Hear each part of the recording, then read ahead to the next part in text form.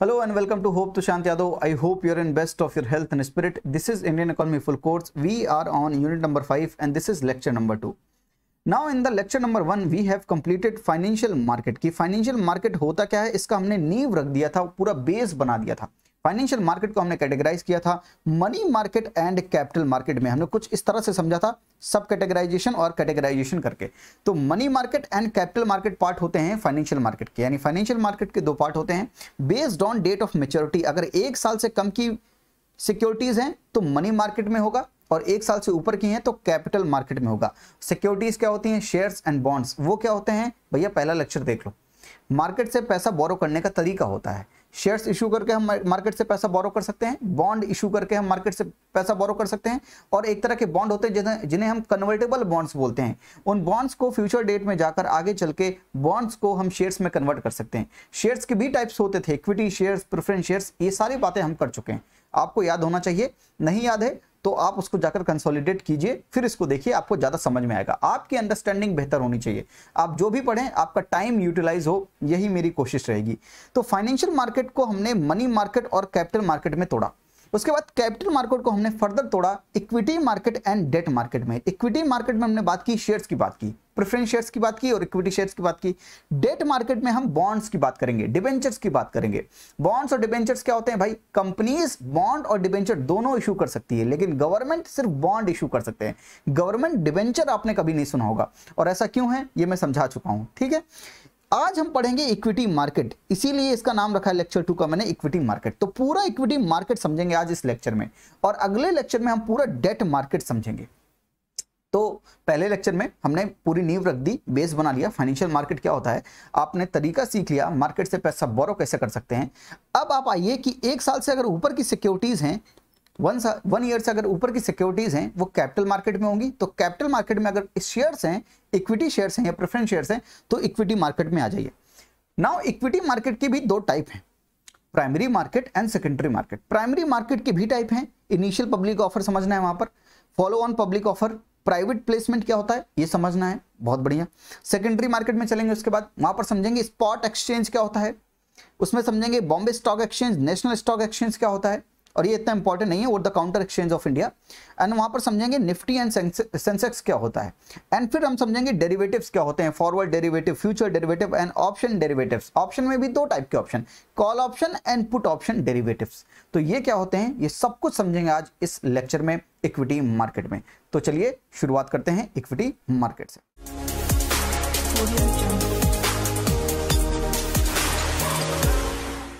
तो equity market में आपने कुछ इस तरह से सीखा था कि मुझे कंपनी बनानी थी और मैं पैसा मार्केट से बोरो करने जा रहा था, और पहला तरीका था मेरा शेयर्स. तो इसकी बात हो रही है, यानी हम इक्विटी मार्केट की बात कर रहे हैं. जिस मार्केट में इस तरह की शेयर्स को बेचा या खरीदा जाएगा उस मार्केट की बात कर रहे हैं. उस मार्केट में आ जाइए, इक्विटी शेयर्स और प्रेफरेंस शेयर्स.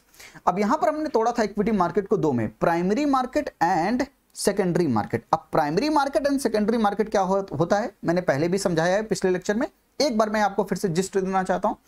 प्राइमरी मार्केट में क्या होता है, जब भी हम कोई नई चीज खरीदते हैं, लेट्स से ये मैं हूं और मैं मार्केट से नई एसी खरीद के लाया, एकदम न्यू ब्रांड न्यू एसी है, मैं वो खरीद के लाया लेट्स से 10,000 रुपीज में.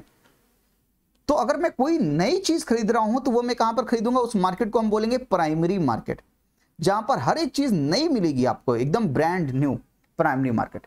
अब वो एसी मेरे पास आ गई, मैंने 2-3 साल वो एसी यूज की, और वो यूज्ड की हुई एसी को अब मुझे दोबारा बेचना है किसी को. तो मैं जाता था ओएलएक्स में. ओएलएक्स में वहां पर बायर्स हैं और सेलर्स हैं.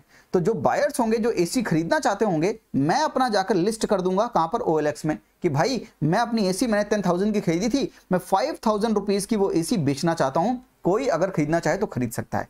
नाउ ये जो काम हो रहा है वो किस मार्केट में हो रहा है? सेकेंडरी मार्केट में. सिंपल सी बात है यार, कोई नई चीज है तो वो जहां पर खरीदी बेची जाएगी वो है प्राइमरी मार्केट. अगर कोई चीज यूज्ड है, पुरानी है, उसको हम जाकर किसी और मार्केट में बेच रहे हैं, किसी और को दे रहे हैं यूज्ड चीज, तो उसको बोलेंगे हम सेकेंडरी मार्केट में वो काम हो रहा है. ठीक है, तो प्राइमरी मार्केट और सेकेंडरी मार्केट, इसका रेफरेंस अब इक्विटी मार्केट में इसको शिफ्ट करके देखिए. इसी चीज को इक्विटी मार्केट में जस्ट एनालाइज करके देखिए. कैसे भाई? लेट्स से कंपनी है तुषांत यादव कंपनी, मैंने शेयर्स इशू किए थे, याद कीजिए मैंने शेयर्स इशू किए थे. मैंने जिंदगी में पहली बार शेयर इशू किए, मैंने पहली बार कंपनी बनाई और मैंने अपनी पूरी लाइफ में पहली बार शेयर इशू किए, ठीक है, पहली बार इशू किए। तो पहली बार अगर मैंने शेयर्स इशू किए तो कोई खरीदेगा? वो एकदम न्यू शेयर्स हैं, तो जो अगर न्यू शेयर्स हैं वो जो भी खरीदेगा किस मार्केट में खरीदेगा? प्राइमरी मार्केट में खरीदेगा। तो एकदम ब्रांड न्यू शेयर्स जो मैंने बेचना चाहा वो किस मार्केट में बेचूंगा? Primary market. अब एक बार मेरे शेयर्स जो हैं वो मार्केट में आ जाएंगे, अब उनको कोई भी खरीद बेच सकता है, लेकिन किस मार्केट में कोई भी खरीदेगा बेचेगा? अब ये आदमी किसी थर्ड पर्सन को बेच सकता है मेरे शेयर्स। अगर वो थर्ड पर्सन को बेच सकता है मेरे शेयर्स तो वो किस मार्केट में बेचेगा? सेकेंडरी मार्केट में। आई होप कि आपको कोई कंफ्यूजन नहीं होगी, बहुत ही इजी टर्म्स में मैं समझाने की कोशिश कर रहा हूं। ये हो गया सेकेंडरी मार्केट, यहां तक कोई दिक्कत? ठीक है भाई। अब यहां पर फिर से इस एग्जांपल पे आते हैं। आप प्राइमरी मार्केट और सेकेंडरी मार्केट सीख गए, अब आपको समझना है इनिशियल पब्लिक ऑफर और फॉलो ऑन पब्लिक ऑफर। और ये इतना इजी है, इतना इजी है कि आप देखिए कितना इजी है। मैं अपनी लाइफ में मैंने आज तक एसी नहीं यूज की थी भाई, मैं आज तक कूलर और पंखे की हवा में जी रहा था। मैंने पहली बार जिंदगी में एसी खरीदी, और एसी खरीद के जब मैं पहली बार घर लाया उसको, फर्स्ट टाइम पूरी लाइफ में फर्स्ट टाइम मैंने एसी खरीदी, तो वो है प्राइमरी मार्केट में मैंने खरीदा। वो एक इंस्टांस हो गया, एक चीज हो गई। अब मैंने एक बार एसी खरीद ली, लेकिन वो एसी मुझे अच्छी नहीं लगी, तो 1-2 साल बाद मुझे एसी चेंज करनी थी, तो मैंने दूसरी एसी नई खरीदी। अब मैं दूसरी बार नई एसी खरीद रहा हूं, नई एसी खरीद रहा हूं यानी प्राइमरी मार्केट की बात कर रहा हूं, लेकिन दूसरी बार खरीद रहा हूं यानी जिंदगी में मैं पहली बार कर चुका हूं वो काम, लाइफ में मैं वो काम दूसरी बार करने जा रहा हूं, तो उसे हम बोलेंगे फॉलो ऑन कर रहा हूं। मैं क्या बोलूंगा? फॉलो ऑन कर रहा हूं, मतलब कोई चीज मैं कर चुका हूं, अब मैं दोबारा करना चाह रहा हूं वही चीज, लेकिन सेम चीज कहां पर कर रहा हूं? प्राइमरी मार्केट में। ऐसे ही मैंने पूरी लाइफ में अपनी पहली बार शेयर्स इशू किए थे, तो जब मैंने पहली बार शेयर्स इशू किए तो उसका नाम क्या रखा है मैंने? Initial public offer, IPO। Zomato का IPO आ रहा है, इनिशियल पब्लिक ऑफर आ रहा है, यानी जोमेटो पहली बार लाइफ में शेयर्स इशू करके मार्केट में शेयर्स जो है वो रखना चाह रहा है और मार्केट से पैसा बोरो करना चाह रहा है। तो अगर मैं लाइफ में पहली बार अपने शेयर्स को बेच रहा हूं तो उसका नाम क्या होगा? Initial public offer. कहां पर होगा? प्राइमरी मार्केट में। क्यों? क्योंकि वो नई चीज है। नाउ मैंने सोचा कि चलो एक बार मैंने इशू कर दिया, अब मुझे दोबारा एसी खरीदनी थी सेकंड टाइम, तो मुझे दोबारा शेयर्स इशू करने हैं, लेकिन वो जो शेयर्स इशू करने हैं मुझे दोबारा, वो भी तो नए हैं, यानी कहां बात होगी? प्राइमरी मार्केट में बात होगी। लेकिन दोबारा कर रहा हूं वही चीज, यानी एसी में पहली बार खरीद चुका हूं, अब मैं दोबारा एसी खरीद रहा हूं, तो दोबारा ये चीज कर रहा हूं, तो ये कहां पर काम होगा? इसको बोलेंगे हम follow on public offer. Follow on public offer. Follow on public offer क्यों? क्योंकि एक बार मैं पब्लिक ऑफर निकाल चुका हूं। कौन सा? Initial public offer. मैं दोबारा वो काम कर रहा हूं, लेकिन वो नई है इसलिए प्राइमरी मार्केट में है, वो नई है इसलिए प्राइमरी मार्केट में है, और वो क्या है अब? Follow on public offer. I hope कि आपको डीपली इस चीज समझ में आई है। समझ आया भाई? समझना चाहिए आपको। इनिशियल का मतलब मैंने पहली बार पूरी लाइफ में वो काम पहली बार किया है, वो नया है, ये दोनों चीज नई है, यानी ये प्राइमरी मार्केट की बात हो रही है। दोनों ही बार नए शेयर इशू किए जा रहे हैं, तो प्राइमरी मार्केट की बात हो रही है। लेकिन इनिशियल पब्लिक ऑफर और फॉलो ऑन पब्लिक ऑफर में अंतर क्या है? इनिशियल पब्लिक ऑफर में पहली बार जिंदगी में काम किया है, और फॉलो ऑन में वही काम हमने दोबारा, तिबारा, चौबारा किया, तो वो फॉलो ऑन पब्लिक ऑफर कहलाएगा।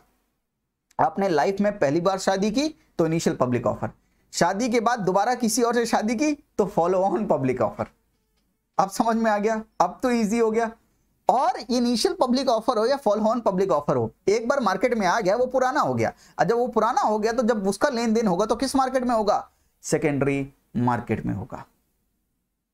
क्लियर हुई चीजें? इतना समझ में आया? ठीक है, चलिए भाई, इसी के साथ एक चीज और समझ लीजिए। शेयर्स के प्राइस बढ़ते घटते कैसे हैं और किस तरह से फायदा होता है, ये समझ लोगे तो आप शेयर मार्केट में एकदम तेज हो जाओगे। आप एकदम हर्षद मेहता और केतन पाकिर हो जाओगे। देखते हैं भाई, हर्षद मेहता की स्टोरी भी बताऊंगा मैं आज आपको, ठीक है। चलिए, शेयर्स के प्राइस कैसे बढ़ते घटते हैं एक बार ये समझ लेते हैं।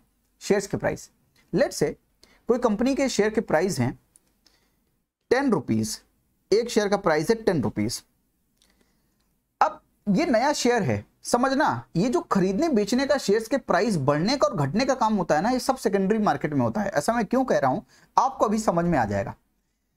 नई एसी खरीदोगे तो काम कहां पर होगा? प्राइमरी मार्केट में। प्राइमरी मार्केट में क्या आप मोल भाव कर सकते हो? नहीं कर सकते हो। वो जो एक प्राइस है, फिक्स्ड प्राइस लिखा रहता ना कि एक प्राइस में ये चीज मिलेगी, लेना हो लो, नहीं लेना हो मत लो।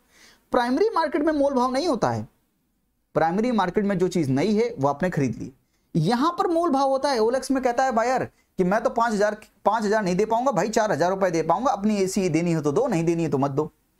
मैं क्या कहूंगा यार भाई 4,000 तो बहुत कम हो जाएंगे, मैं तो 4,500 तक दे सकता हूं, लास्ट प्राइस मेरा ये है। यानी मोल भाव कहां पर हो रहा है? सेकेंडरी मार्केट में हो रहा है। सेम रेप्लिकेट कीजिए आप, सेम रेप्लिकेट कीजिए।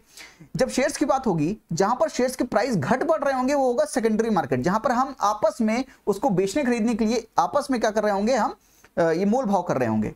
लेकिन प्राइमरी मार्केट में जब कंपनी ने इशू किया तब उसने कोई भी मोल भाव नहीं किया, उसने कहा कि 10 रुपए का एक शेयर है, लेना हो तो लो, नहीं लेना हो तो मत लो। तो ठीक है भाई, वहां से किसी ए पर्सन ने वो शेयर खरीद लिया 10 रुपए में, खरीद लिया वो 10 रुपए में शेयर, ठीक है। अब ये शेयर कहां पर आ गया? अब ये पुराना हो चुका है। अब बी सी डी 3 लोग और हैं जो यही शेयर खरीदना चाहते हैं। ऐसा वो क्यों खरीदना चाहते हैं? उनको लगता है कि ये जो होप तुषांत यादव कंपनी है इसका मालिक बहुत अच्छा है, इसकी कंपनी बहुत अच्छा काम करेगी। हो सकता है इसके व्यूज ना आ रहे हों, लेकिन आगे चल के इसके व्यूज आ सकते हैं, क्योंकि ये सर ठीक है, इजी टर्म्स में समझा रहे हैं, हमें मजा आ रहा है। तो हो सकता है ये कंपनी अच्छा परफॉर्म करे। तो आज इसके शेयर्स की वैल्यू जो 10 रुपए है, कल चल के 15 रुपए हो जाएगी, ऐसा हमें लगता है, क्योंकि ये कंपनी अच्छा परफॉर्म करेगी तो इनकी शेयर्स की वैल्यू बढ़ेगी। तो बी ने सोचा कि यार क्या करें कि ए से जाकर ये शेयर खरीद लें, ताकि आगे जब इस शेयर्स में आप शेयर क्या खरीद रहे हो, आप शेयर होल्डिंग पा रहे हो, शेयर खरीद रहे हो, यानी कंपनी में शेयर होल्डिंग है, कंपनी प्रॉफिट कमाएगी तो आपको डिविडेंड मिलेगा, तो जिसके पास ये शेयर्स होंगे उसको वो डिविडेंड मिलेगा, तो जिसके पास ये शेयर्स होंगे उसको डिविडेंड मिलेगा। तो बी क्या चाहेगा कि मैं ये शेयर्स खरीद लूं, तो जाकर आगे जब कंपनी प्रॉफिट करेगी तो मुझे फायदा होगा। तो बी ये सोच रहा है। तो बी भाई साहब ए के पास गए कि यार ये शेयर्स कितने खरीदा तुमने? कह रहा 10 रुपए का। कह रहा यार मैं तुम्हें 12 रुपए दूंगा, ये शेयर तुम मुझे दे दो। तो ए भी जानता है कि मार्केट में ये वैल्यू बढ़ने वाली है, तो ये कहेगा यार 12 रुपए का तो नहीं दे सकता, कहेगा यार 13 रुपए ले लो, अब इससे ज्यादा तो मैं नहीं दे सकता, इस शेयर की वैल्यू 13 रुपए से ज्यादा मैं नहीं दे सकता। तो मैंने कहा ठीक है यार चलो मैं ले लेता हूं। लेकिन जब तक 13 में वो देने वाला था तब तक सी आ गया, कह रहा भाई 13 में दे रहे हो, मैं तुम्हें 15 रुपए देने के लिए तैयार हूं। तब तक ये डी भाई साहब आ गए, इनके पास पैसों का खजाना था, ये हर्षद मेहता थे। ये डी भाई साहब आ गए कि मैं आपको 20 रुपए दूंगा, ये शेयर आप मुझे दे दो। कहने का मतलब 10 रुपए का शेयर अब उसकी कीमत 20 रुपए हो गई है, कहां पर? सेकेंडरी मार्केट में। तो जिसने 10 का खरीदा और 20 का बेचा, कितने का फायदा? 10 रुपए का फायदा, 100% का मुनाफा। अरे 10 का मतलब 10 में 10 मिल रहा है, यानी 100% का मुनाफा हुआ ना भाई। प्रॉफिट कितना का हुआ? 100% का प्रॉफिट। तो 10 रुपए का शेयर खरीदा और 20 का बेचा, 10 का फायदा। ऐसे शेयर्स के प्राइस बढ़ते हैं। जो कंपनी अच्छा परफॉर्म करती है उस कंपनी के शेयर्स की डिमांड ज्यादा होती है। जिस शेयर्स की डिमांड ज्यादा है और सप्लाई कम है, डिमांड सप्लाई का कॉन्सेप्ट इन्फ्लेशन में किया था, जिस चीज का प्राइस ज्यादा है और डिमांड ज्यादा और सप्लाई कम है उसके प्राइस ज्यादा हो जाएंगे। कम में खरीदा है, प्राइस ज्यादा हो गए, तब बेच दिया तो फायदा हो जाएगा। ठीक है, उल्टा सोचिए, नुकसान कब हो जाएगा? आपने 10 रुपए का शेयर खरीदा, उस कंपनी अच्छा परफॉर्म नहीं कर रही है, वो लिक्विडेट होने वाली है, उसका दिवालिया घोषित होने वाला है, वो कंपनी डूबने वाली है, वो भी मेरी ही कंपनी है, वो डूबने वाली है। अब ये कंपनी डूबने वाली है तो इसको कोई परचेज नहीं करना चाहेगा। जो भी इस शेयर को होल्ड करेगा वो क्या करेगा? शेयर होल्डिंग होगी तो प्रॉफिट में प्रॉफिट को बियर करना पड़ेगा, तो उसके शेयर्स की वैल्यू घटने लगेगी। तो वो ये नहीं चाहता है, तो क्या करेगा? इस शेयर्स को बेचना चाहेगा। तो वो जाएगा बी के पास कि भाई ये शेयर तुम ना 7 रुपए में ले लो, मैंने तो 10 रुपए का खरीदा था, तुम 7 रुपीज का ये शेयर ले लो। तो बी कहता है मुझे नहीं चाहिए, मुझे पता है कंपनी बर्बाद होने वाली है। तो सी के पास जाता है कि भाई मैं 6 रुपए का आपको ये शेयर बेच दूंगा, आप खरीद लो यार। तो सी कहता है चलो ठीक है, मैं 6 का खरीद लेता हूं।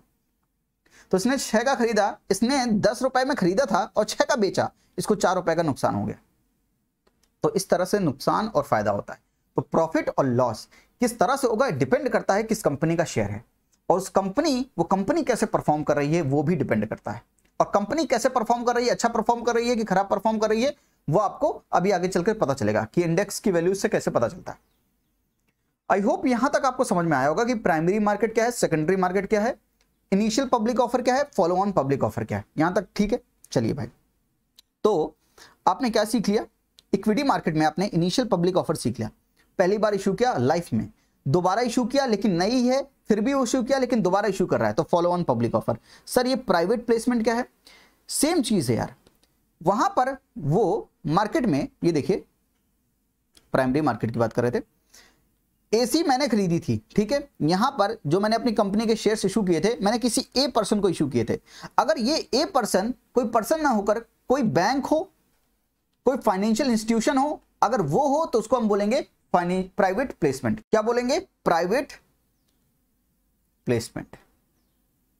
तो जिस एंटिटी को पहली बार हमने बेचा, जिसने शेयर खरीदा, अगर वो बैंक और फाइनेंशियल इंस्टीट्यूशन है तो उसको बोलेंगे हम प्राइवेट प्लेसमेंट। अगर किसी अदर पर्सन ने खरीदा तो उसको आईपीओ भी बोल सकते हैं और एफपीओ भी बोल सकते हैं, फॉलो ऑन पब्लिक ऑफर। ठीक है, तो आपने ये पोर्शन सीख लिया पूरा, ये आपको क्लियर हो गया कि प्राइमरी मार्केट में इनिशियल पब्लिक ऑफर क्या है, फॉलो ऑन पब्लिक ऑफर क्या है और प्राइवेट प्लेसमेंट क्या है। यहां तक ठीक है? चलिए भाई, अच्छा ये काम करते कैसे होंगे, शेयर्स को बाय और सेल कैसे करते होंगे, समझते हैं इस चीज को। जब भी आपको शेयर मार्केट में एंटर करना है तो आपको डीमैट अकाउंट बनाना होता है। जैसे कि बैंकों में आपका सेविंग अकाउंट होता है, तो अगर आपको ट्रेडिंग करनी है तो आपको डीमैट अकाउंट बनाना पड़ता है।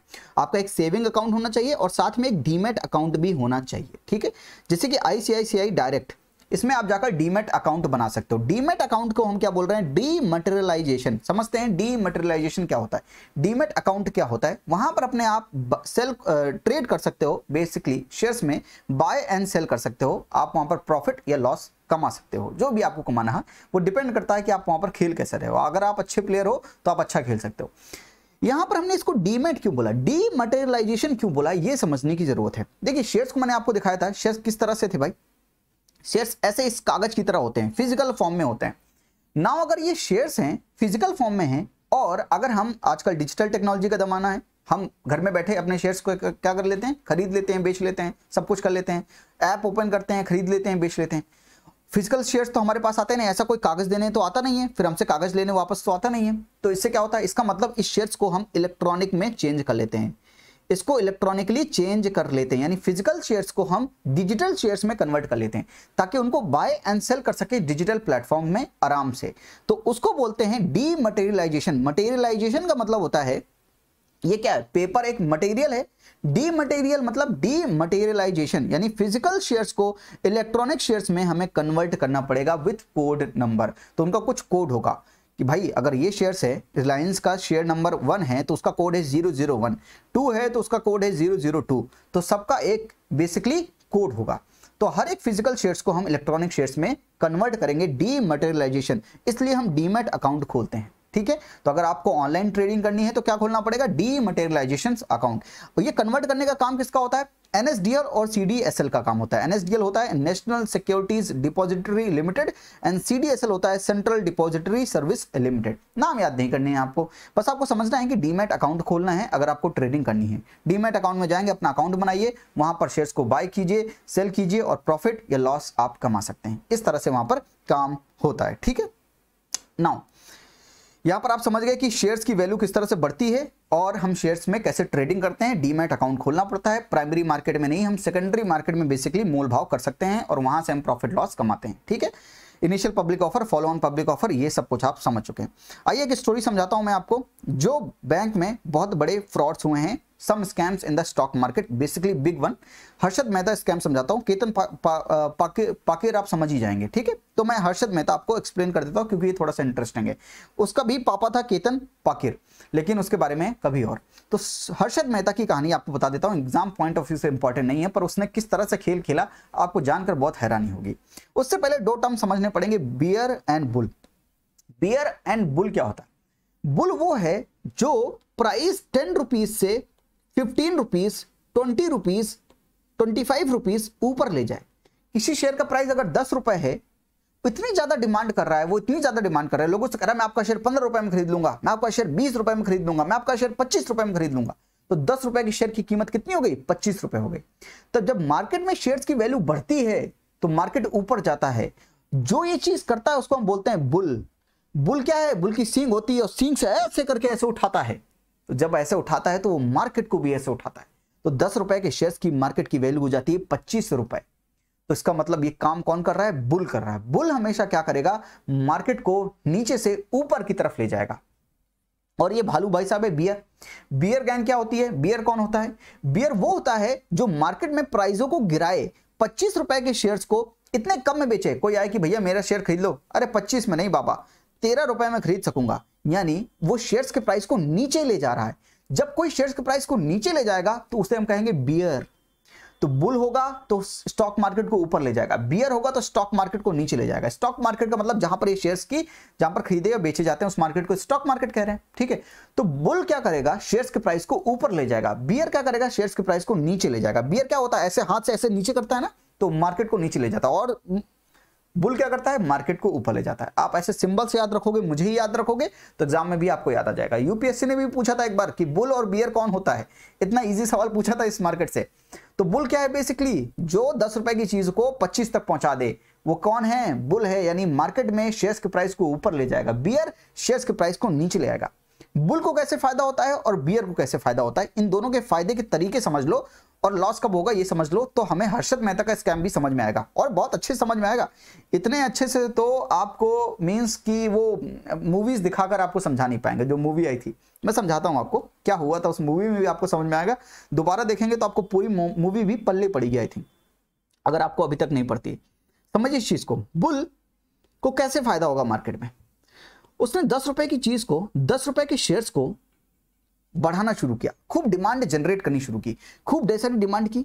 तो 10 रुपए के शेयर्स को उसने 15 रुपए में खरीदा, फिर धीरे धीरे उसी शेयर्स को 20 रुपए में खरीदा। अब वो क्या कर रहा है, लेट से वो मार्केट को ऊपर ले जाते समय खूब ढेर सारा पैसा मार्केट में डाल रहा है और शेयर्स के प्राइस को ऊपर ले जा रहा है। कैसे ऊपर जा रहा है भाई, वो किसी से उसके शेयर्स को 20 रुपए में खरीद रहा है। वो कह रहा है भाई मेरा शेयर 10 रुपए का, कह रहा है कि छोड़ो यार तो 20 रुपए लो मुझसे। तो मार्केट में वो शेयर्स के दाम ऊंचे ले जा रहा है। अब 20 रुपए हो गया। अब आप कहेंगे सर शेयर का दाम अगर 10 रुपए मिल रहा था तो 10 रुपए में खरीद लेना चाहिए, 20 में क्यों खरीदा। समझो इस चीज को भी समझाता हूं। 20 में खरीदा, मार्केट में एक सेंटीमेंट पैदा हुआ कि यार ये कंपनी अच्छा परफॉर्म कर रही है क्योंकि इसके शेयर्स की वैल्यू ऊपर जा रही है। तो मार्केट में केवल वो आदमी तो है नहीं, केवल बुल तो है नहीं ना, काफी और लोग भी तो हैं। वो लोग क्या कहेंगे कि यार चलो मैं भी ये वाला शेयर्स खरीदता हूं, इसमें बहुत फायदा हो गया। जो बिगिनर्स होते हैं वो यही करते हैं कि यार ये तो इसके प्राइस ऐसे ऐसे ऐसे ऐसे ऐसे बढ़ते चले जा रहे हैं, चलो इसके शेयर्स खरीद लेते हैं इस कंपनी के। तो खरीदने जाएंगे तो 20 रुपए के शेयर्स को खरीदते खरीदते वो कहां पर पहुंचा देंगे, 30 रुपए के पहुंचा देंगे। अब वो बुल क्या करेगा, 20 में खरीदा था उसने और 30 रुपए में वो बेच देगा। किनको, उन्हीं को जो वो डिमांड कर रहे हैं। तो मार्केट में पॉजिटिव सेंटीमेंट लाएगा कि ये कंपनी अच्छा परफॉर्म कर रही है, तो उसके शेयर्स की वैल्यू बढ़ेगी। एक टाइम तक वो खरीदेगा, बाद में एक बार जब बढ़ जाएगा तो वो अपने शेयर्स को बेच देगा और बाहर चला जाएगा। फिर वो शेयर्स के प्राइस गिरने लगेंगे और बाकी लोग डूब जाएंगे, उनका पैसा डूब जाएगा, ये कमाकर बाहर निकल जाएगा। समझा आपने इस चीज को समझा किस तरह से हमने ये काम किया। तो आपने ये समझा कि पहले हमने क्या किया, बुल ने क्या किया, 10 रुपए की चीज को 20 रुपए तक बढ़ाया, फिर मार्केट ने 20 रुपए के प्राइस को ऑटोमेटिकली 30 रुपए तक बढ़ाया। 20 में उसने खरीदा, 30 में उसने बेच दिया, 10 रुपए का उसको फायदा हो गया। ऐसे बुल मार्केट में प्रॉफिट कमाता है। बियर कैसे प्रॉफिट कमाता है, बियर हमेशा मार्केट को नीचे ले जाने की कोशिश करता है। सोचो लेट्स से बियर ने 10 रुपए के शेयर्स को, उसके पास 10 रुपए के शेयर्स थे, उसने मार्केट में बेच दिए, मार्केट में लेट से किसी एक पर्सन को बेच दिए तो उसके पास 10 रुपए आ गए, ठीक है। अब ये मार्केट में किसी और के शेयर्स को नीचे ले जाना चाह रहा है। तो अगर किसी और के शेयर 10 रुपए के हैं तो उससे क्या कहेगा भाई कि भाई मैं 10 रुपए का नहीं ले पाऊंगा, 6 रुपए का वो शेयर खरीदूंगा, 6 रुपीज का। बेचना चाहो तो ठीक है। तो जब वो प्राइस नीचे करेगा तो अगर जब 6 रुपए का प्राइस हो जाएगा उस शेयर्स का तो 6 रुपए में खरीद लेगा, 6 रुपए में खरीद लेगा। मार्केट जब फिर से रिबाउंस होगा, 10 रुपए में पहुंचेगा, फिर 10 रुपए में बेच देगा। तो जब मार्केट नीचे जाता है, तो जब नीचे जाता है बहुत लो प्राइस होते हैं कंपनी के शेयर्स के, तो कंपनी के शेयर्स को खरीद लेता है। और जब मार्केट ऊपर जाता है तो उस समय वो क्या करता है, बेच देता है, 4 रुपए का फायदा कमा लेता है। तो बियर हमेशा चाहता है कि मार्केट को नीचे ले जाए ताकि जब नीचे हो जाए मार्केट तब वो शेयर्स खरीद ले और जब ऊपर हो जाए तो बेच दे। बुल क्या करता है, मार्केट यहां पर है उसको ऊपर ले जाएगा, ऊपर ले जाएगा, मार्केट अपने आप थोड़ा और ऊपर जाएगा, फिर जाकर वो खरीद के मार्केट यहां पर है वो ऊपर ले गया यहां तक, यहां पर वो क्या करेगा, अपने शेयर्स को खरीद लेगा, ठीक है। कितने का खरीदा, लेट से 20 रुपए खरीदा, फिर मार्केट ऑटोमेटिकली ऊपर जाएगा, 30 तक पहुंचा, 30 में बेच दिया, 10 रुपए का फायदा हो गया। खेल समझा आपने, खेल। अब हर्षद मेहता का खेल समझते हैं। हर्षद मेहता एक बहुत ही टैलेंटेड आदमी था और उसने जो हमारे सिस्टम में लूप होल्स हैं केवल उसका उपयोग किया है, और उसने आई डोंट नो क्या गलती की, लेकिन सिस्टम में जो लूप होल्स हैं उनका उसने उपयोग किया। उसने मनी मार्केट और कैपिटल मार्केट को मर्ज कर कर काम किया। समझते हैं क्या किया। ये हर्षद मेहता है, मान लेते हैं ये कैपिटल मार्केट में एंटर हुआ और शेयर्स के लिए इसको बुल जाना जाता था। ये बुल था, शेयर्स के प्राइस को ऊपर ले जाता था, ठीक है। तो ये बुलिश एक्टिविटी करता था, ठीक है, समझिए इस चीज को। बुलिश एक्टिविटी में इसको फायदा कैसे होगा, 10 रुपए की चीज जब वो 20 रुपए तक ले जाएगा और जब मार्केट 30 रुपए में ऑटोमेटिकली पहुंचेगा तो वो 10 रुपए का मुनाफा कमा लेगा। तो इस तरह से वो काम करेगा, बुलिश एक्टिविटी। तो Harshad Mehta was a big bull, उसे हम बिग बुल भी कहते हैं, मूवी भी आई है बिग बुल के नाम से। नाउ बुल ऐसा काम कब कर सकता है, जब उसके पास पैसा हो। मार्केट को अगर ऊपर ले जाना है, किसी कंपनी के 10 रुपए के प्राइस को, किसी कंपनी का अगर शेयर 10 रुपए है या 100 रुपीज है और उसको 1500 रुपए तक अगर पहुंचाना है, तो भैया जेब में ताकत होनी चाहिए, आपकी औकात होनी चाहिए। नहीं तो ऐसे तो आप 1500 तक ले नहीं जाओगे, किसी के 1500 में खरीदोगे तभी तक तो वहां तक पहुंचा पाओगे। यानी आपको बहुत ढेर सारी डिमांड बढ़ानी पड़ेगी उसके लिए। डिमांड कैसे बढ़ा सकते हो, आपके पास पैसा होना चाहिए बैक हैंड में, बैक हैंड में पैसा होना चाहिए तो आपके पास कनेक्शन होना चाहिए, ठीक है, ये सारी चीज होनी चाहिए। शुरुआत में इसने क्या किया, इसने हर एक कंपनी, जो हर एक इंडस्ट्रीज होती हैं, उनके पास एक लेबर ऑर्गेनाइजेशन होता है। सब इंडस्ट्रीज में एक लेबर का यूनियन होता है, लेबर यूनियन। और वो लेबर यूनियन से जाकर मिला और उनसे कहा कि भाई कंपनी के अंदर की चीजें मुझे बताओ, कैसे कि कब यहां पर कंपनी में हड़ताल होने वाली है। अगर ये पता चल जाएगा कि कंपनी में कब हड़ताल होने वाली है, तो हमें पता चल जाएगा कि कंपनी के उस दिन के बाद प्राइस गिरने लगेंगे। तो जब मुझे कंपनी की एक्टिविटी के बारे में पता होगा कि आज कंपनी के शेयर्स के प्राइस 20 रुपए हैं और कल कंपनी में ताला लगने वाला है, वहां पर स्ट्राइक होने वाली है, तो उसके शेयर्स गिरना शुरू होंगे, 10 रुपए तक पहुंच जाएंगे। तो यार 20 रुपए में मैं खरीद लूंगा, 10 रुपए में खरीद लूंगा, 20 रुपए में बेच दूंगा, तो क्या होगा, मुझे फायदा हो जाएगा। समझो इस चीज को। लेट से 20 रुपए का शेयर है भाई कंपनी का, वो कंपनी में स्ट्राइक होने वाली है तो उसके शेयर्स के प्राइस कम होंगे, नीचे होंगे। तो कम हो उससे पहले ही वो बेच देगा ना, उसको फायदा हो जाएगा। फिर जब 10 रुपए का शेयर्स मिल रहा होगा तो फिर अंदर वालों से पूछेगा कि स्ट्राइक खुलने कब वाली है। वो कहेंगे भाई इस तारीख को खुलने वाली है। उस तारीख से पहले ही वो क्या करेगा, जितने नीचे गिर गए हैं उनको सबको खरीद लेगा। और जब वो फिर से स्ट्राइक खुलेगी और बढ़ जाएगा, फिर से उसका दाम 20 रुपए हो जाएगा तो फिर बेच देगा। ऐसे वो पैसा कमाएगा। यानी इंडस्ट्रीज के अंदर की जो बातें हैं, जो न्यूज है, उसको बाहर लेकर आएगा और मार्केट में स्पेकुलेशन करेगा और वहां से पैसा कमाएगा। शॉर्ट ट्रेडिंग, भाई जल्दी जल्दी खरीदना बेचना अगर करोगे तो आपको मुनाफा होगा। कैसे, अगर आप मार्केट में ही हो तो आप 10 रुपए का शेयर खरीदो यार, 11 रुपए का बेच दो, आपको 1 रुपए का फायदा हो गया। अगर 1 रुपए का फायदा हो गया तो अगर ये 10 करोड़ होता है और आप 11 करोड़ में बेचते तो आपको 1 करोड़ का फायदा हो जाता। अभी तो 10-11 लग रहा है आपको कि 1 ही रुपए का फायदा हुआ, करोड़ मान लो भाई, 1 करोड़ का फायदा हो गया अब तो, है ना। तो वहां पर ऐसा ही होता है। तो जब चीजों के दाम नीचे चले जाते हैं, और कोविड में भी ऐसा ही हुआ, शेयर्स के दाम गिर गए क्योंकि सभी इंडस्ट्रीज ठप हो गई तो उनके शेयर्स गिरने लगे। जब नीचे गिरे हुए शेयर्स किसी ने खरीद लिया, अब वो जैसा परफॉर्म कर रही होंगी, अगर आगे चल के और अच्छा परफॉर्म करेगी तो उनके बीच का गैप ज्यादा हो गया तो फायदा भी ज्यादा हो गया, इस तरह से। तो हर्षद मेहता साहब ने पहली बात तो ये की कि अंदर की जो खबरें हैं उनको ढूंढना शुरू किया, उसने लिंकेज डेवलप करना शुरू किया। और बाद में उसने क्या किया, उसने कैपिटल मार्केट को मनी मार्केट से लिंक कर दिया। कैसे समझते हैं। अब इसको पैसे चाहिए थे, तो हर्षद मेहता को खूब ढेर सारा पैसा चाहिए था ताकि वो शेयर्स को खरीदे और उनके प्राइस को ऊपर ले जाए। जब प्राइस ऊपर हो जाए तो आपने देखा कैसे वो प्रॉफिट बना लेगा। अब ऊपर ले जाना है तो पैसों की जरूरत है। पैसे कहां से आएंगे, मनी मार्केट से। मनी मार्केट से पैसा लेके आता था, बैंकों से पैसा लेके आता था।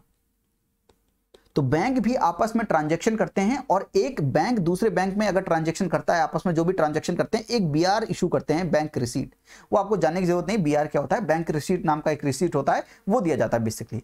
और बैंक रिसीट, अब जैसे एक बैंक को किसी और बैंक को पैसा देना है लेट से, तो बीच में ब्रोकर्स काम आते थे भाई। अब एक बैंक दूसरे बैंक को पैसा देना चाह रहा है तो बीच में ब्रोकर्स होते थे ये काम करने के लिए। उन ब्रोकर्स में हर्षद मेहता भी शामिल हो गया।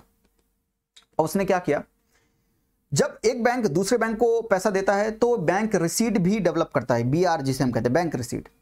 और उसको 7 दिनों के अंदर बैंक को देना होता है, 7 दिन या 15 दिन, ऐसे दिनों के अंदर एक ट्रांजेक्शन पीरियड होता है। उसके बाद पैसा उनको देना रहता है, बीआर उनको देना रहता है या पैसा देना रहता है, ठीक है, फंड्स देने रहते हैं, ठीक है भाई।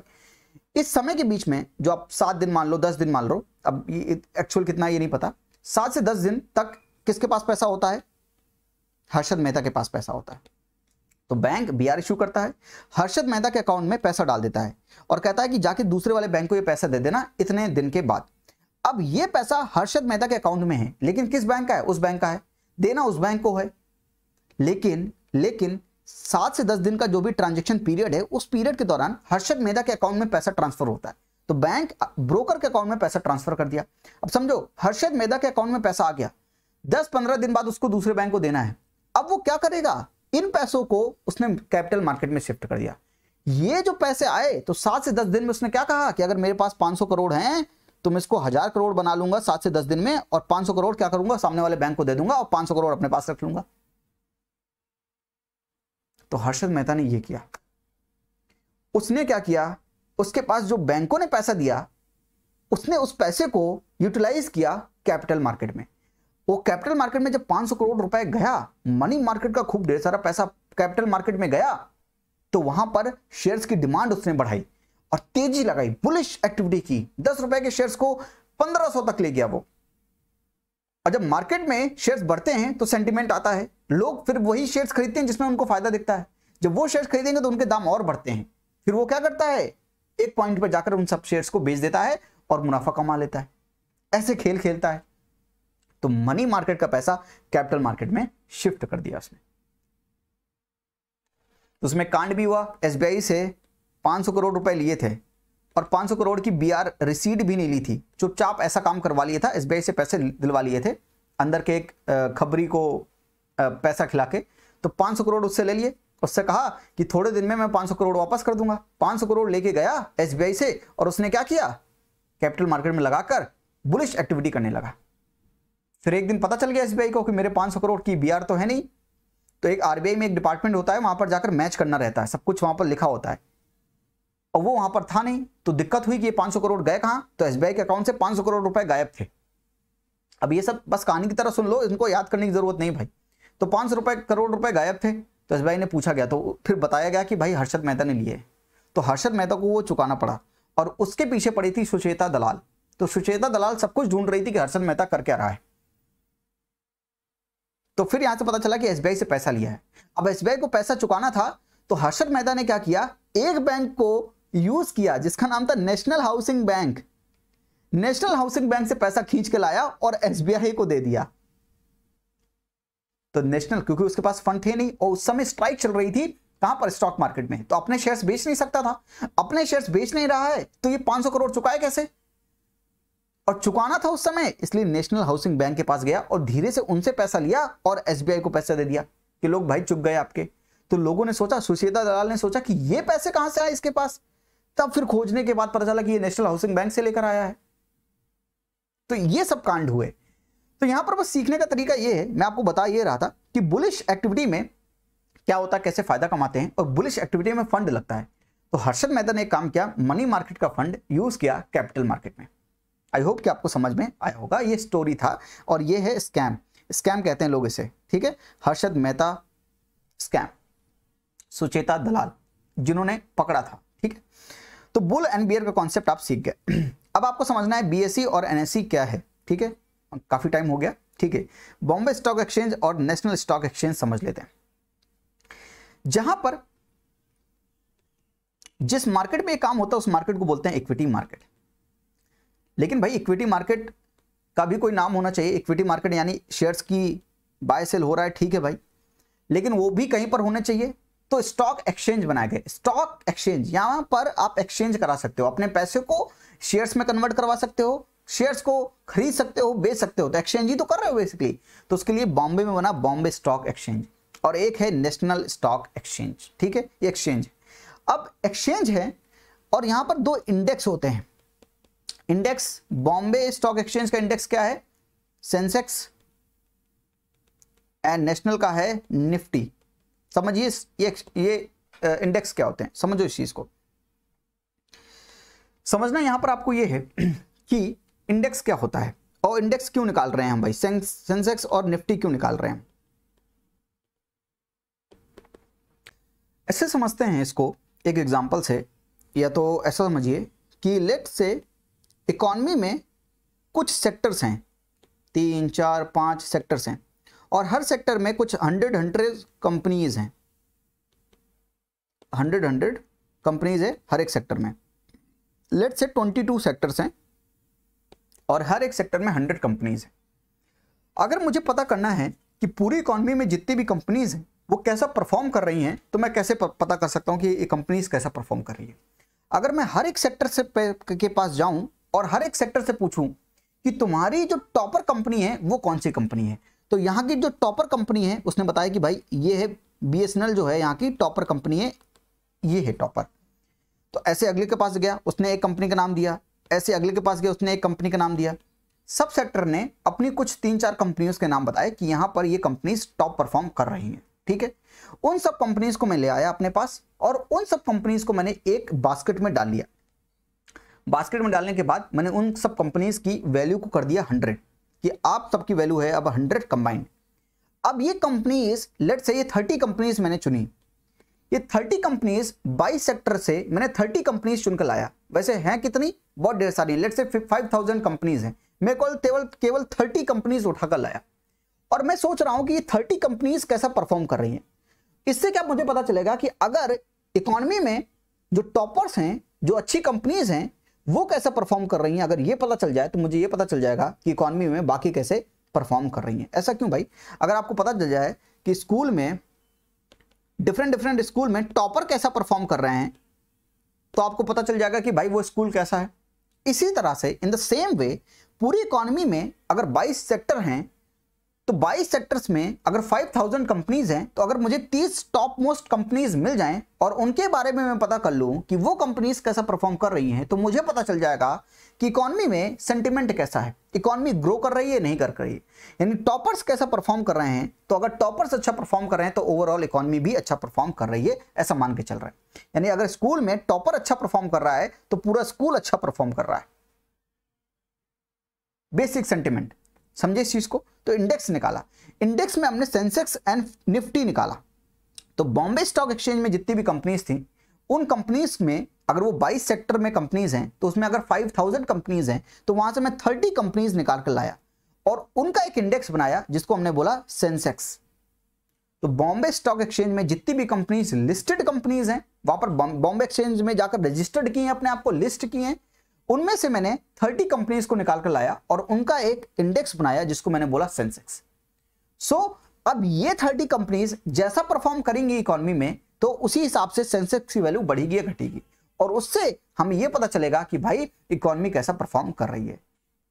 नेशनल स्टॉक एक्सचेंज में क्या करेंगे, तो नेशनल स्टॉक एक्सचेंज में भी कुछ कंपनीज रजिस्टर्ड होंगी, उनमें हमने 22 सेक्टर्स में लेट से 50 कंपनीज को हमने चुनकर लाया और 50 कंपनीज में हम देखेंगे कि वो कैसा परफॉर्म कर रही हैं।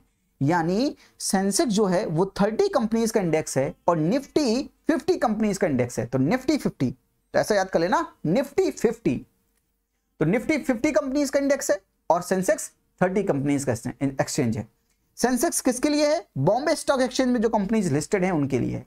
नेशनल स्टॉक एक्सचेंज के लिए क्या है, निफ्टी है, N for N, national stock exchange for Nifty for 50 तो 50 कंपनीज का हो गया। ठीक है, लिख लीजिए इसको। Sensex is a national index of 30 most liquid blue chip मतलब high quality, blue chip high profile stocks listed and traded on Bombay stock exchange. तो बॉम्बे स्टॉक एक्सचेंज में जो 30 most liquid blue chip high profile stock listed होंगे उनको जो trade किया जा रहा होगा उनका जो इंडेक्स निकालेंगे उसको हम बोलेंगे सेंसेक्स। आई होप कि आपको समझ में आया होगा। Which determines the mood and behavior and sensitivity of a stock market। तो जो 30 कंपनीज कैसा परफॉर्म कर रही है उससे हमें पता चलेगा कि पूरी इकोनॉमी में सेंटिमेंट क्या है, मूड कैसा है इकोनॉमी का भी मूड होता है भाई, बिहेवियर कैसा है, सेंसिटिविटी कैसी है इकोनॉमी की। और ये कितने सेक्टर कवर करता है, मैंने जानबूझ से एग्जांपल आपको 22 सेक्टर का दिया है। It covers around 22 sectors of Indian economy और इसका भी बेस ईयर है, हर एक इंडेक्स का बेस ईयर होता है। तो इसका बेस ईयर क्या है, 1979 इस बेस ईयर। तो 1979 में इसकी वैल्यू कितनी थी, 100 वैल्यू थी और आज इसकी वैल्यू कितनी है, 50,000। यानी इतना हमने ग्रो कर लिया है 2021 तक। और सेंसेक्स को मैनेज कौन करता है, स्टैंडर्ड्स एंड पुअर्स, S&P। और पूरी दुनिया का ये 11वां लार्जेस्ट स्टॉक एक्सचेंज है पूरे वर्ल्ड का। It's 11th largest stock exchange. पहला कौन है, न्यूयॉर्क स्टॉक एक्सचेंज। 12वां कौन सा है, 12वां कौन सा है, नेशनल स्टॉक एक्सचेंज, NSE। इसके बारे में लिख लीजिए, NSE के बारे में। निफ्टी तो कौन सा इंडेक्स होगा, NSE के लिए Nifty. Nifty is a national index of 50 most liquid blue chip high profile stocks listed and traded in National Stock Exchange NSE, which determines mood and behavior and sensitivity of stock market. पता नहीं क्या लग गया, sensitivity है वो, sensitivity है of stock market as it covers 22 sectors of Indian economy. और उसका बेस ईयर क्या है 1995. ठीक है, निफ्टी को कौन मैनेज करता है IISL, Indian index service and product limited. ठीक है, और ये किसके द्वारा ओन किया जाता है, it is owned by NSE strategic investment corporation limited. याद करने की बिल्कुल भी जरूरत नहीं है. और वर्ल्ड का it's a 12th largest stock exchange, national stock exchange. तो भैया इंडेक्स समझ लिया आपने, पहले दो स्टॉक एक्सचेंज समझे आपने जहां पर ये काम हो रहे हैं, Bombay stock exchange and national stock exchange, वहां पर ये काम हो रहे हैं, उनके लिए इंडेक्स समझा. बॉम्बे स्टॉक एक्सचेंज का इंडेक्स क्या है सेंसेक्स. निफ्टी किसका है नेशनल स्टॉक एक्सचेंज का. निफ्टी में कितनी कंपनीज है 50 कंपनीज है. सेंसेक्स में कितनी कंपनीज है 30 कंपनीज है. ठीक है, यहां तक कोई दिक्कत, समझ में आया सब कुछ. Bombay stock exchange, national stock exchange, यहां तक क्लियर है, बहुत बढ़िया. ठीक है भाई, तो इसको लिख लीजिए आप, या मैं इसको PDF के रूप में आपको टेलीग्राम चैनल पे दे दूंगा. टेलीग्राम चैनल को ज्वाइन कर लीजिएगा, लिंक मैं डिस्क्रिप्शन में डाल दूंगा. तो आई थिंक आज के लिए ज़्यादा हो गया. इक्विटी मार्केट में हमने केवल एक साइड ही समझा और ये समझा. इक्विटी मार्केट में हमने प्राइमरी मार्केट में IPO समझा, FPO समझा और प्राइवेट प्लेसमेंट समझा.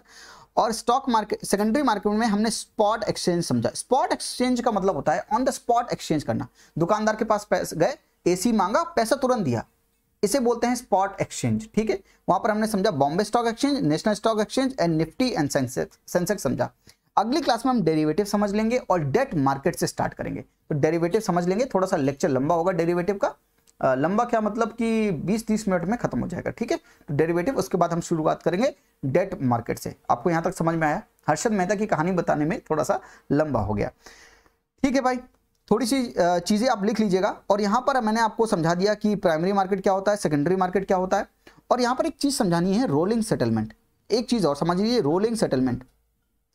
रोलिंग सेटलमेंट का मतलब होता है कि आपने शेयर्स खरीदे और पैसा दिया. ठीक है, तो पैसा दिया, जिसने पैसा लिया और शेयर्स आपको दिया, इन दोनों चीजों के बीच में जो टाइम पीरियड होता है उसको बोलते हैं रोलिंग सेटलमेंट. यानी जब तक शेयर्स आपको दे नहीं दिए गए, तो आपने शेयर्स खरीदने के लिए थोड़ा सा वक्त लगता है. तो जिस दिन आपने ट्रांजेक्शन किया उससे 2 दिन बाद तक, T+2 days, transaction plus 2 days में आपके पास वो शेयर्स डिलीवर्ड किए जाएंगे और आपका पैसा उनके पास चला जाएगा. तो जैसे भाई अमेजन में आप ऑर्डर कराते हो, ऑर्डर आने में टाइम लगता है, वो जो टाइम पीरियड का गैप होता है उसको हम बोलते हैं rolling settlement in capital market. तो कैपिटल मार्केट में रोलिंग सेटलमेंट का मतलब क्या है कि आपने शेयर्स खरीदे, शेयर्स की डिलीवरी में जो टाइम लग जाएगा वो टाइम कितना होगा, ट्रांजेक्शन डे, जिस दिन आपने ट्रांजेक्शन किया है प्लस 2 डेज, इसके भीतर आपके पास आ जाएगा शेयर्स. ठीक है, इसको बोलते हैं रोलिंग सेटलमेंट. ठीक है, तो ये भी मैं आपको वहां पर टेलीग्राम में ये पूरा प्रोवाइड करवा दूंगा. ठीक है, तो आई होप कि आपको ये चीज समझ में आई होगी कि इक्विटी मार्केट में ये मार्केट कितना बेहतरीन मार्केट है, आप किस तरह से पैसे कमा सकते हैं. बिगिनर्स हैं, पहले आप मार्केट को समझिए, सेंटिमेंट को समझिए, तब जाकर इन्वेस्ट कीजिए. अगर आंखें बंद करके, अंधभक्त बनकर अगर आप चले गए तो आपके पैसे डूब जाएंगे. हर्षद मेहता से भी चालाक लोग आज बैठे हैं. ठीक है, तो इसी तरह से सही तरीके से समझिए चीजों को, और समझने के बाद एक स्टेप लीजिए. एक वेल इन्फॉर्म्ड डिसीजन होना चाहिए आपका. किसी भी कंपनी के अगर आप शेयर्स खरीद रहे हैं तो ध्यान लगाकर, समझकर, कंपनी के सेंटिमेंट को समझकर, उसकी बैलेंस शीट को स्टडी कर तब आप जो है शेयर्स को खरीदिए. उसमें कितने लोगों की कितनी शेयर होल्डिंग है ये भी देखिए. ठीक है, और उसका ट्रेंड क्या है, 3 साल का क्या ट्रेंड है, 5 साल का क्या ट्रेंड है, उस ट्रेंड को समझिए. और ट्रेंड समझने के बाद फिर आप जाकर इन्वेस्टमेंट कीजिए. तो इन्वेस्टमेंट करना इतना आसान नहीं है, आपको पहले थोड़ी सी एक्सपर्टीज होनी पड़ेगी. बिगनर्स हैं तो भी आपको थोड़ा सा उसमें ध्यान देकर अपना पैसा लगाना होगा. IPO, FPO, private placement and spot exchange की बातें हमने कर ली हैं. सेकेंडरी मार्केट का एक पार्ट बचा है जो है डेरिवेटिव्स. तो उसमें हम फॉरवर्ड डेरिवेटिव समझेंगे, future options, call option, put option अगली क्लास में. तो आज के लिए इतना ही. थैंक यू, नमस्ते, जय हिंद.